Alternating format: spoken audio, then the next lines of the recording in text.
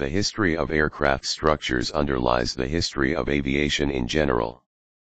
Advances in materials and processes used to construct aircraft have led to their evolution from simple wood truss structures to the sleek aerodynamic flying machines of today.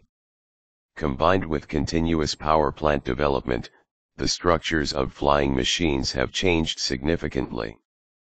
The key discovery that lift could be created by passing air over the top of a curved surface set the development of fixed and rotary wing aircraft in motion. George Cayley developed an efficient cambered airfoil in the early 1800s, as well as successful manned gliders later in that century. He established the principles of flight, including the existence of lift, weight, thrust, and drag. It was Cayley who first stacked wings and created a tri-wing glider that flew a man in 1853. Earlier, Cayley studied the center of gravity of flying machines, as well as the effects of wing dihedral.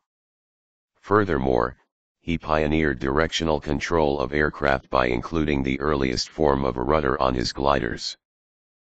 In the late 1800s, Otto Lilienthal built upon Cayley's discoveries. He manufactured and flew his own gliders on over 2,000 flights. His willow and cloth aircraft had wings designed from extensive study of the wings of birds. Lilienthal also made standard use of vertical and horizontal fins behind the wings and pilot station. Above all, Lilienthal proved that man could fly. Octave Chanute, a retired railroad and bridge engineer, was active in aviation during the 1890s. His interest was so great that, among other things, he published a definitive work called Progress in Flying Machines.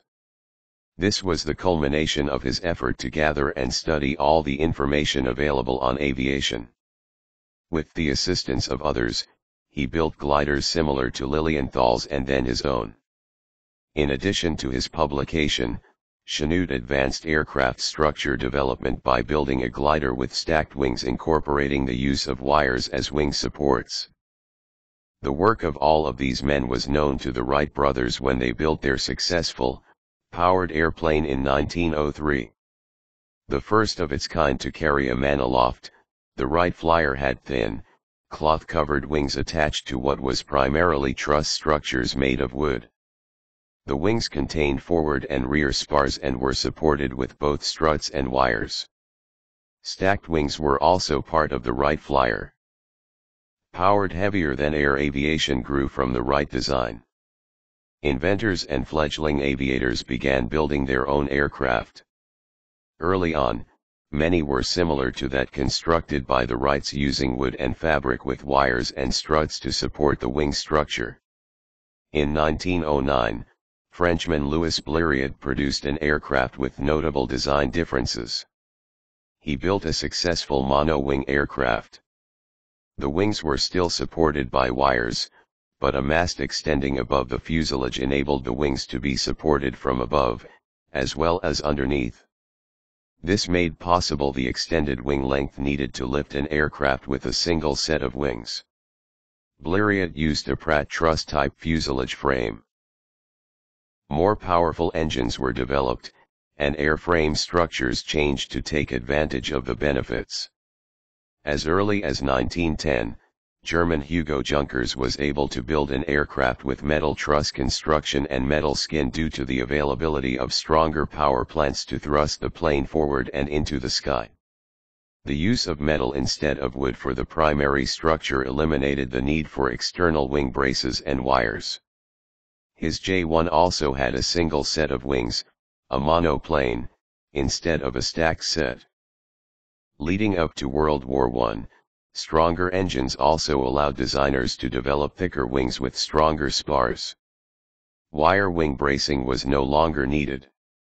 Flatter, lower wing surfaces on high camber wings created more lift. World War I expanded the need for large quantities of reliable aircraft. Used mostly for reconnaissance, stacked wing tail draggers with wood and metal truss frames with mostly fabric skin dominated the wartime sky.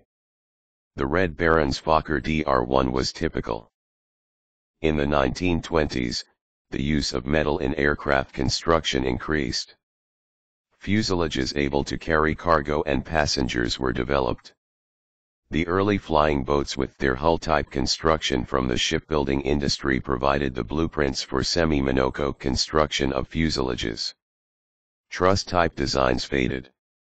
A tendency toward cleaner mono-wing designs prevailed. Into the 1930s, all-metal aircraft accompanied new lighter and more powerful engines. Larger semi-monocoque fuselages were complemented with stress skin wing designs. Fewer truss and fabric aircraft were built.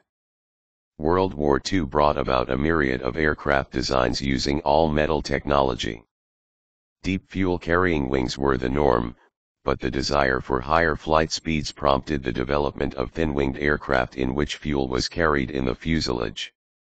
The first composite structure aircraft, the de Havilland Mosquito, used a balsa wood sandwich material in the construction of the fuselage. The fiberglass radome was also developed during this period. After World War II, the development of turbine engines led to higher altitude flight. The need for pressurized aircraft pervaded aviation. Semi-monocoque construction needed to be made even stronger as a result. Refinements to the all-metal semi-monocoque fuselage structure were made to increase strength and combat metal fatigue caused by the pressurization-depressurization cycle.